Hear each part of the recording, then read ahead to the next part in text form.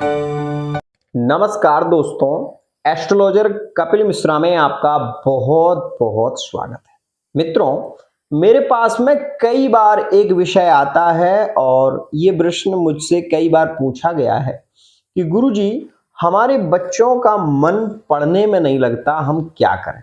मित्रों, मैं अगर अपनी आप बीती आपको सुनाऊंगा तो शायद एक पुस्तक उस पर लिखी जाएगी, लेकिन फिर भी मैं आपको वो बताना चाहूंगा जो है बहुत ही ज्यादा खास। मित्रों, सबसे पहले माता को चाहिए कि वो अपने पुत्र या अपनी पुत्री के लिए कुछ विशेष नियम फॉलो करें। जैसे कि माता को कभी भी अपने पुत्र से पहले रात्रि में भोजन नहीं करना चाहिए।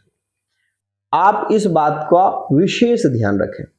माँ अगर पुत्र से पहले भोजन रात्रि में करती है या पति से पहले भोजन करती है तो ऐसी स्थिति में उसके पुत्र को विद्या प्राप्ति में कठिनाइयों का सामना करना पड़ता है। एक और खास बात मित्रों,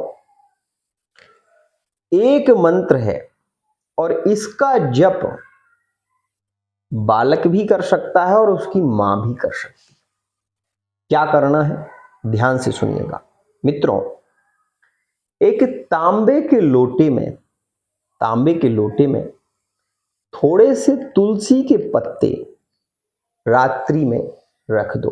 कितने पत्ते लें तो अधिक से अधिक 12 और कम से कम 3, जैसी स्थिति हो वैसा कर लें।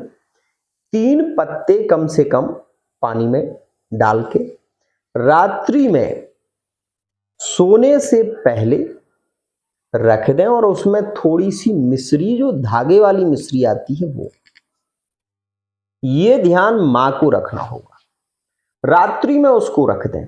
सुबह स्नान के बाद मित्रों उसको एक कपड़े से या छन्नी से छानकर तांबे के लोटे में उसको पुनः भर दें। मित्रों, उसके बाद जब बच्चा या बच्ची स्नान कर ले तो वो इस मंत्र को बोले, या देवी सर्वभूतेषु बुद्धि रूपेण संस्थिता नमस्तस्यै नमस्तस्यै नमस्तस्यै नमो नमः। इस मंत्र का 12 बार जप करें, केवल 12 बार। और ये भी मैं आपसे कहूंगा, यदि आपकी पुत्री है या पुत्र है, प्रतिदिन तांबे के लोटे से सूर्य को अर्घ दें और सूर्य को अर्घ देते समय भी यही मंत्र बोलें, केवल यही मंत्र, या देवी सर्वभूतेषु बुद्धि रूपेण संस्थिता नमस्तस्यै नमस्तस्यै नमस्तस्यै नमो नमः। मां अगर इसका जप करेगी तो पुत्र को लाभ होगा, पुत्र अगर इसका जप करेगा तो पुत्र को लाभ होगा।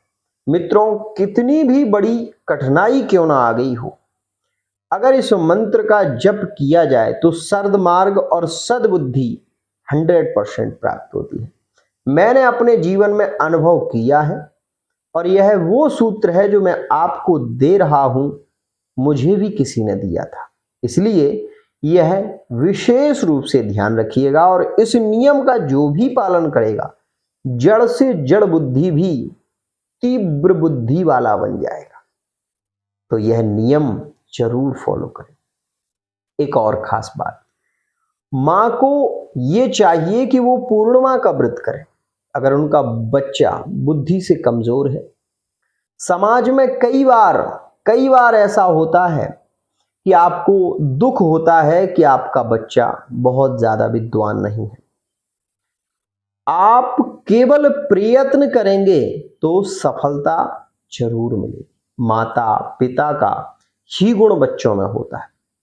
और ऐसा नहीं है, किसी भी कार्य के लिए यदि पूजा की जाए, सच्चे दिल से अगर प्रार्थना की जाए तो वो जरूर पूरी होती है। तो आज के लिए इतना ही। अगर आप भी अपनी love life, married life, extra affair, प्रेम संबंधों के विषय में या व्यापार, बिजनेस, जॉब के विषय में जानना चाहते हैं, पर्सनल रीडिंग ले सकते हैं। आज के लिए इतना ही।